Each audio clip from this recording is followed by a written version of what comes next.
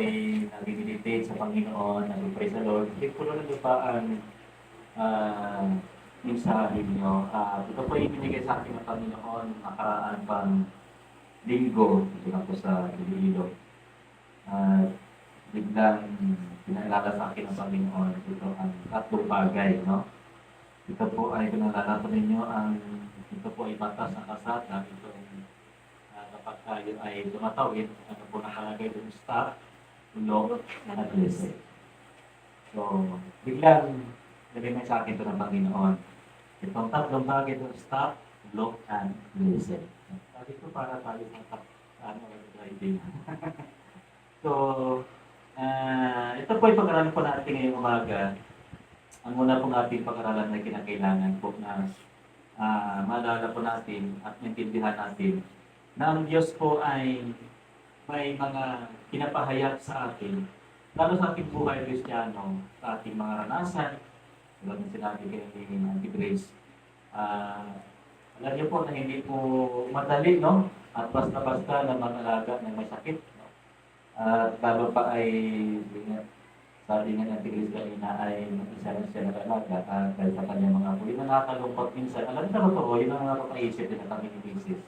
Sabi ko, na balang araw, pag tumanda tayo, sino kaya mga anak natin mag-aalaga sa atin? Diba? No? Kaya sa ngayon pa lang, mga magulang, no?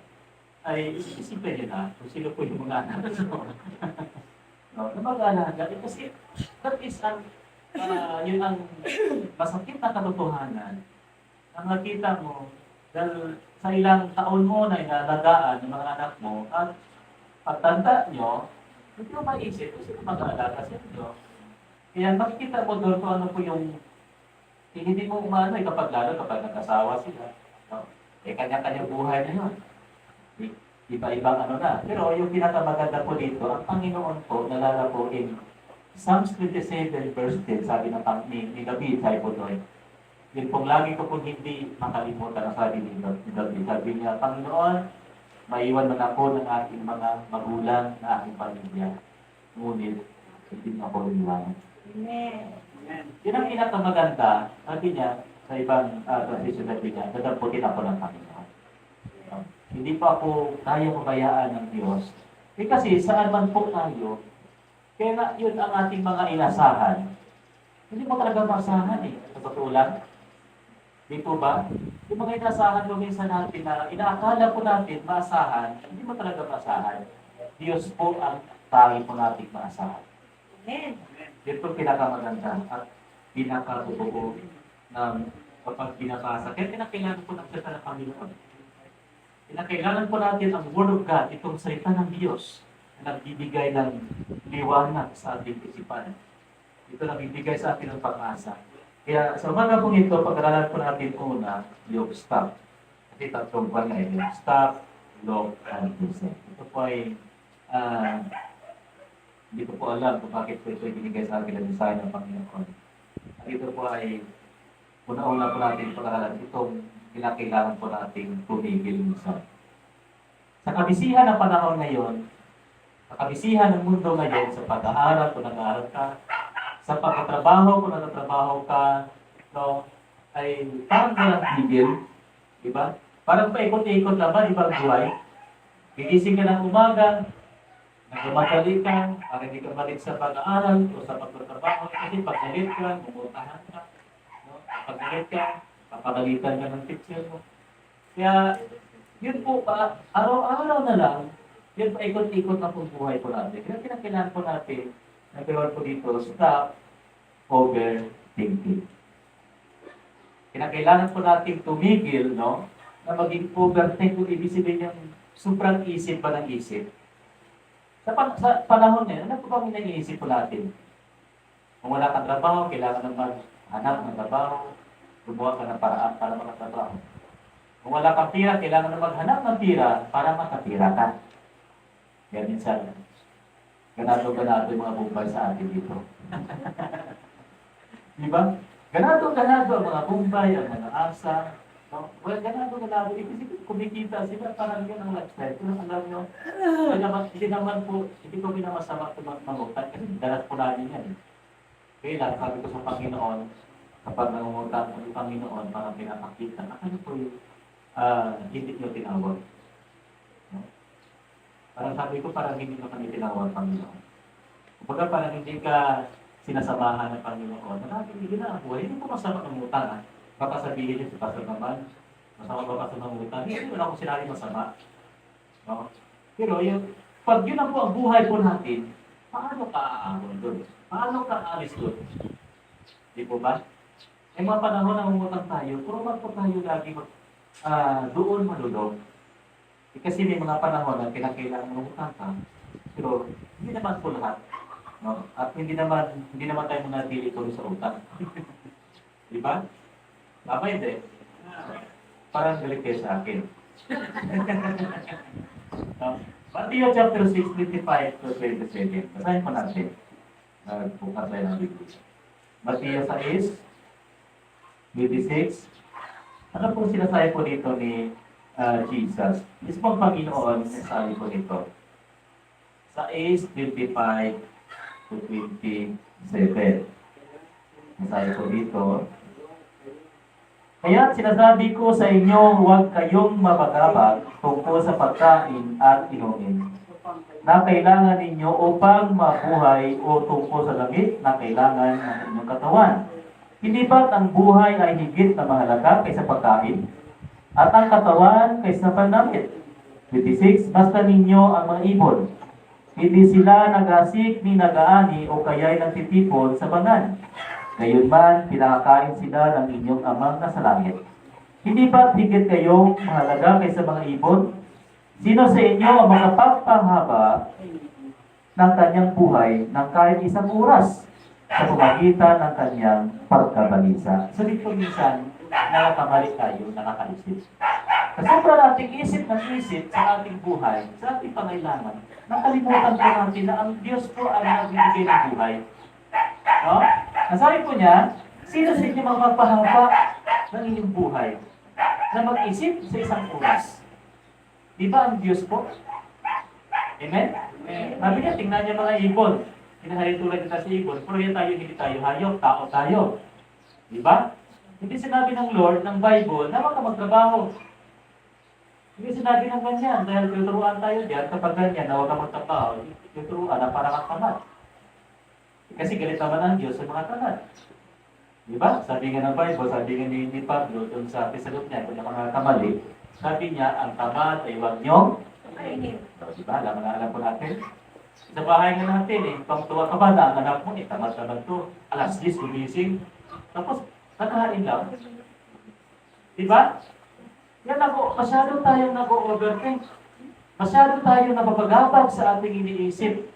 Alam niyo, kapag, sabi nga na Tigres kanina, ano na sabi ng Tigres kanina, na kapag nagpipray ka sa Panginoon, kapag nanalangin ka sa Diyos, no, naging panatag yung buhay mo. Di ba? Yung puso mo, yung kaisipan mo, kasi connected yun puso at kaisipan mo natin. Kapag nagpipray ka, no, ang totoo sa Panginoon. Kasi, pwede ka Pastor, pwede ba mag-pray na hindi totoo? Hindi yan. Diba? Maramdaman mo naman kasi yung prayer ng isang tao, kung totoo hindi. Tama. Nalala ko noon, nung kami pa hindi pa Kristyano, sabi niya, naharap sa malaking bulto pa rin niya. Mga bata pa kami. Yeah, Lord, inaway ako ng ganito. Inaway ako. Lord, balusi siya. O sabi ko ano? Sabi niya, oo daw. Sumasagot daw. Kita mo, hindi tayo bata na gano'n.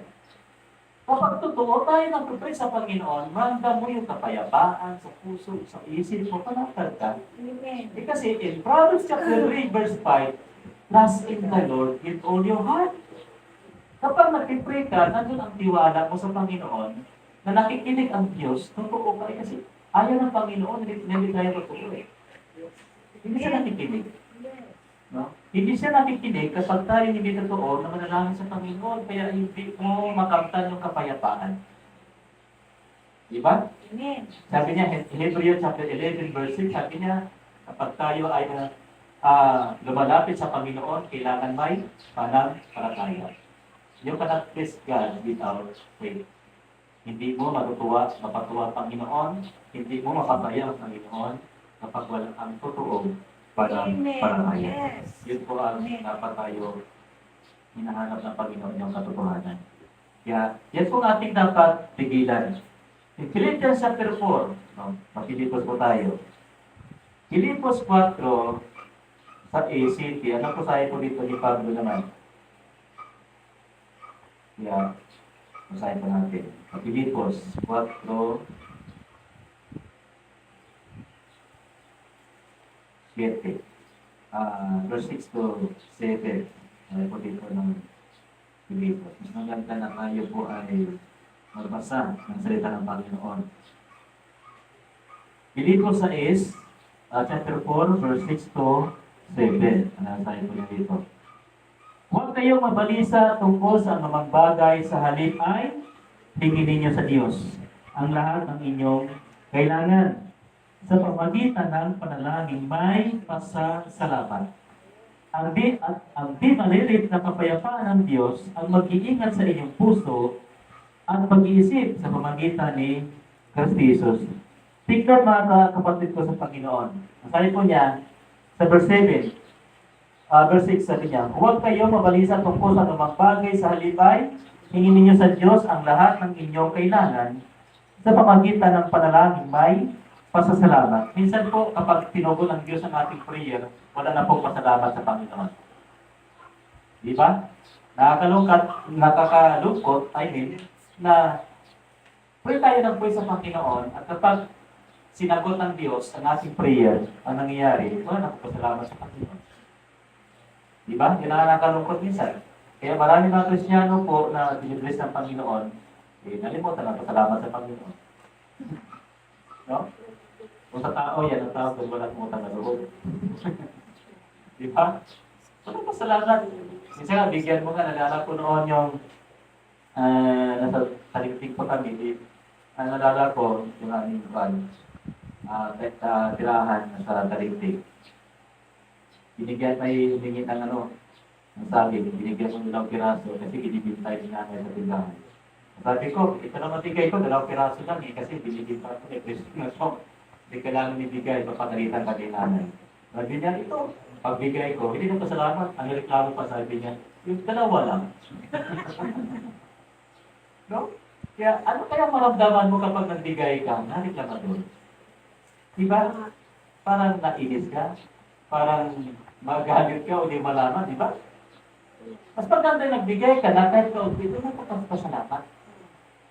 Ang Panginoon kaya, anong pakiramdam ng Diyos na pag ang isang Kristiyano, ang isang tao na kapag tinago ng Diyos ang kanyang prayer at walang pasalamat, ano nakakalungkot?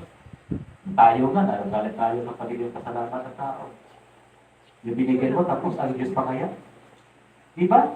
Nakakalungkot yun ang minsan na nakalimutan ng tao. Sabi niya, dapat yung prayer po natin na may pagpapasalamat. At ang sabi po niya, at ang di malirit na kapayapaan ng Diyos ang mag-iingat sa inyong puso at pag-iisip. Ito yung binanggit na po niya. Yung puso po natin at pag-iisip. Bakit kaya? Alam niyo minsan, kapag masyado tayong nag-iisip ng ating pinabukasan, ng ating pangailangan, damdam mo rin ang puso mo yung kabiguan, yung failure. Di po ba? Yung parang kawalan. Kasi yun ang iisip mo eh. Kaya lagi natin punuin ng ating isipan ang salita ng Panginoon. Diba kapag walang-wala ka, mag-memorize ka. Philippians 4:19, but my God shall supply all my needs. Di po ba? Alam po natin yan, kapag may tira. So kapag hindi mo alam, yung memorize mo lang, yung sayaw ni Elias. Diba? Yung sayaw ni Elias na maalala mo. Yung bulu-bulawis ba?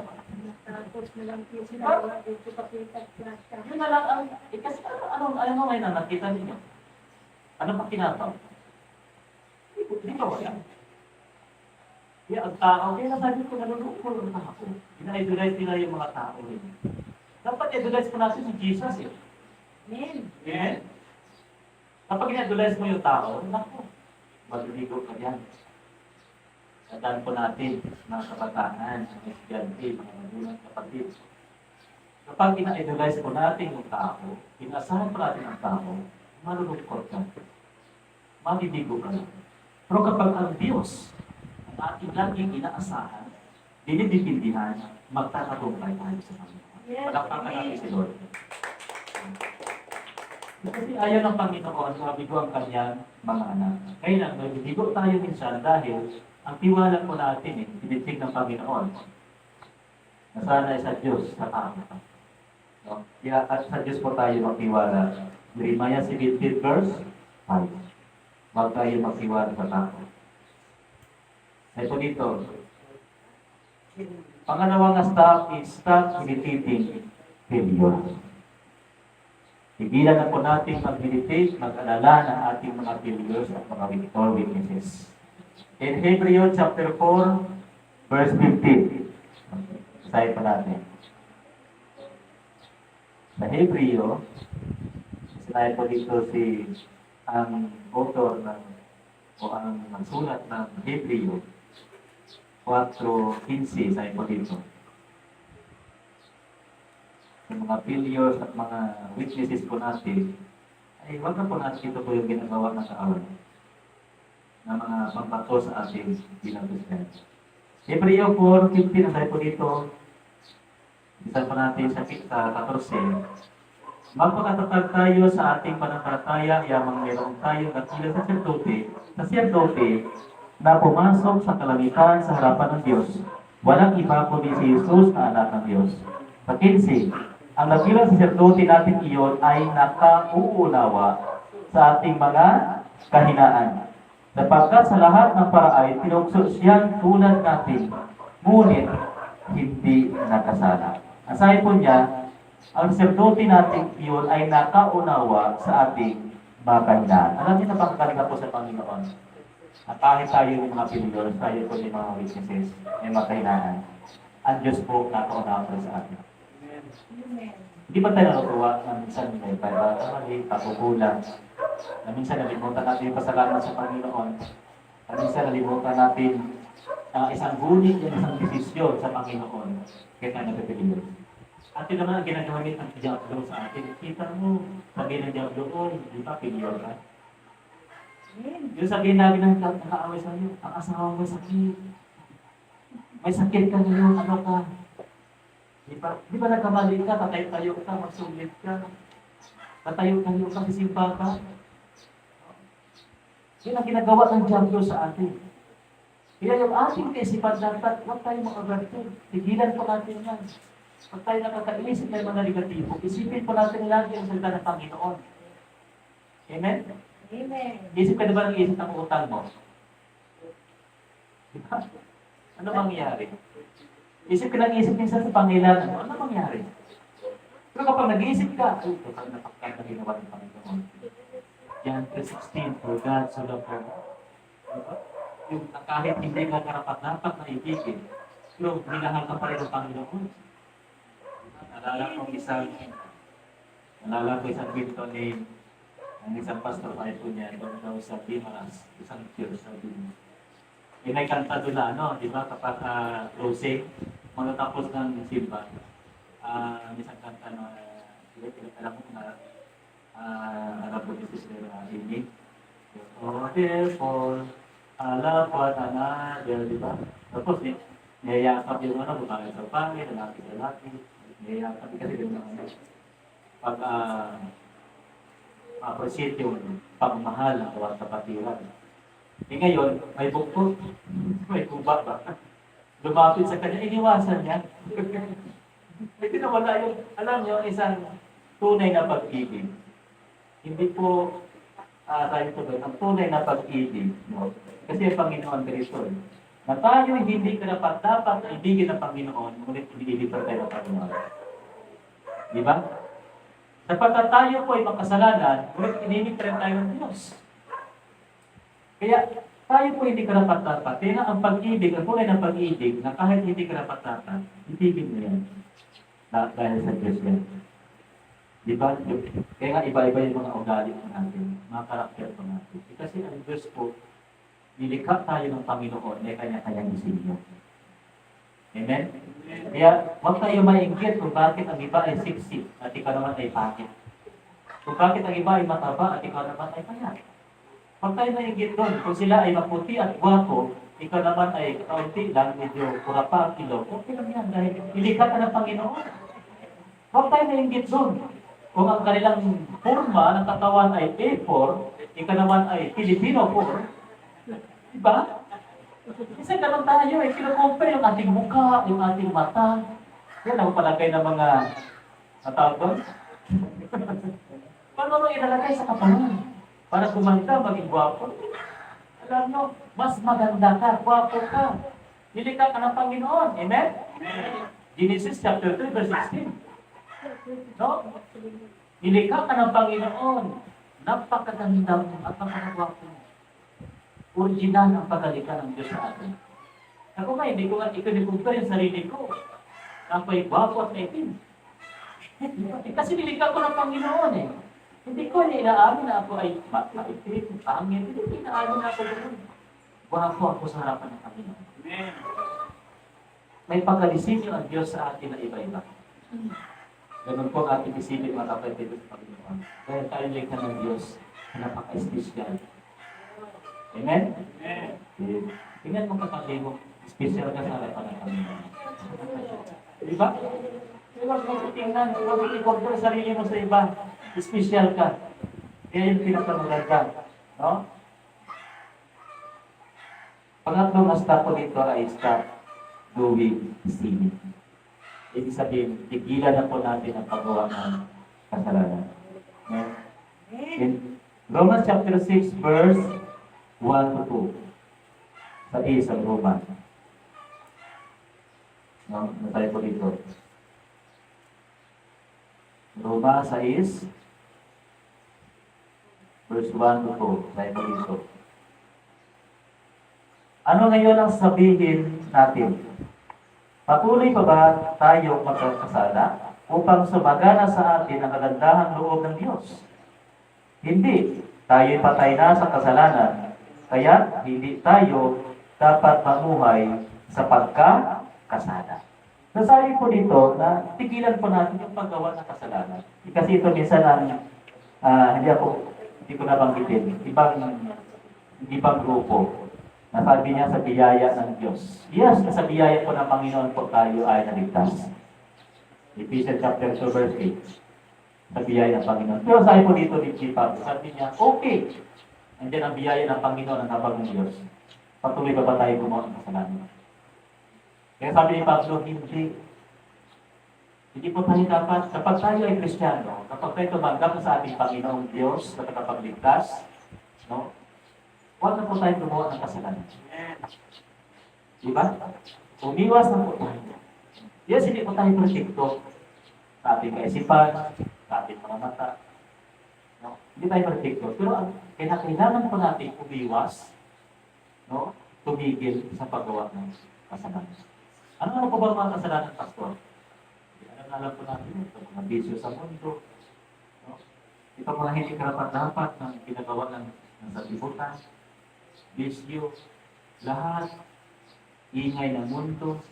Diba? Hindi po yung natutuwa ang Panginoon kapag tayo namumuhay ito sa kasalanan.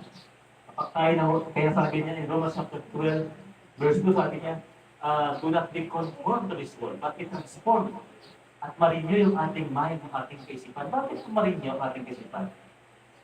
Kasi itong sabi niya ni Joyce Meyer, sabi niya, ang ating mind daw, ito ay battlefield. No? Of the mind. Battleground ng kaaway. At tayo na mga Kristiyano.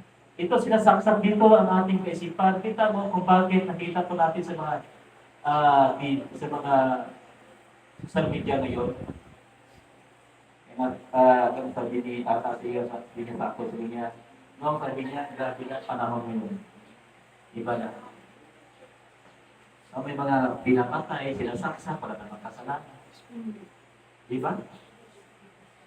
May mga binubuko. Kasi yung isip nila, iba na ang pumapasok. Kaisipan ng demonyo, yung kapangyarihan ng kaaway ni Satanas, yung naku ang nagpumukontrol sa kaisipan ng tao.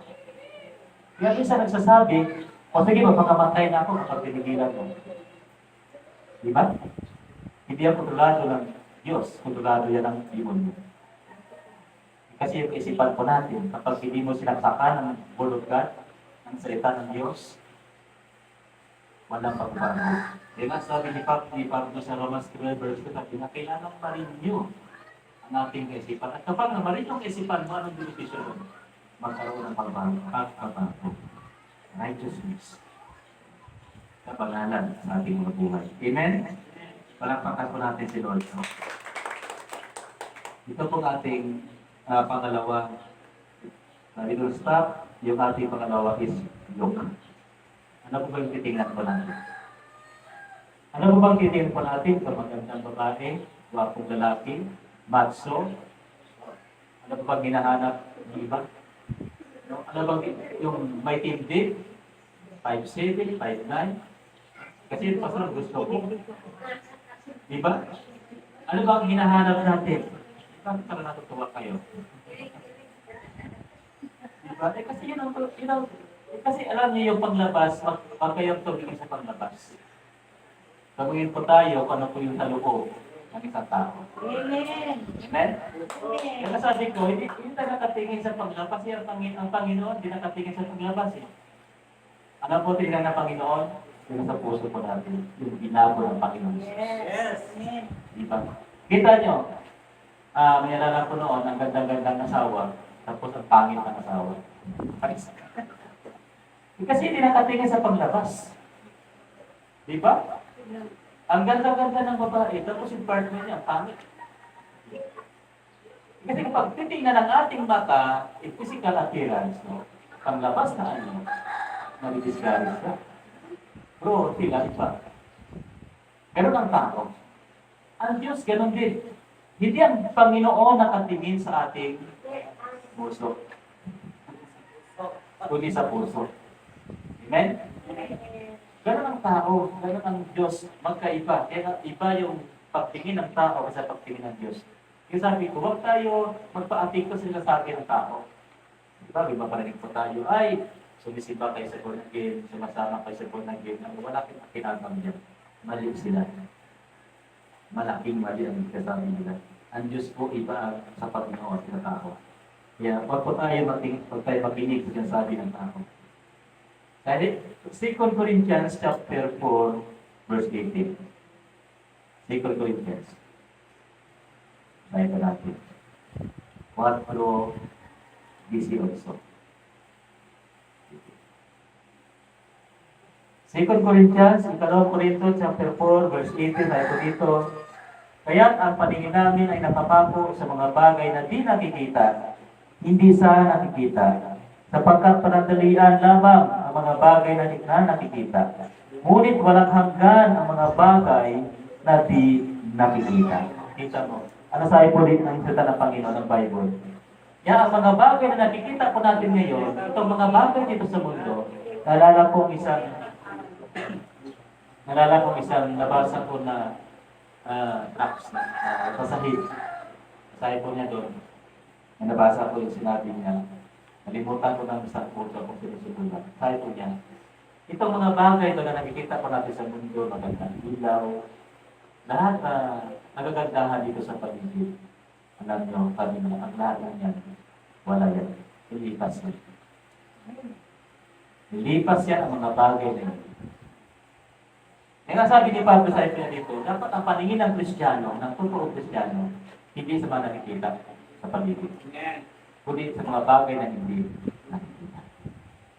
Kasi nasabi po niya, ating talibabasa. Kaya, ang di nakikita, at ang mga paningin natin ay nakapako sa mga bagay na di nakikita, hindi sa nakikita sapagkat panandalian lamang ang mga bagay na nakikita. Ngunit walang hanggan ang mga bagay na di nakikita. Ano po, Pastor, ang mga bagay na di nakikita po natin? At ang mga bagay na nakikita po natin sa mundo po dito, ano po nakikita po natin sa mundo dito? No? Lalo sa panahon sa social media ngayon. Sa ating napapanood na balita, sa ating paligid, sa ating tahanan. Kapag lumabas ko, ano po nakikita po natin? Mga bagay-bagay na pagpagawa ng kasalanan, Yung nga itong lust of the flesh, lust of the eyes, din pride. Kasi ang tao ngayon, pag nakikita mo, no, kailangan gumanda yung bahay ko. Kailangan makapagbili ako ng ganito.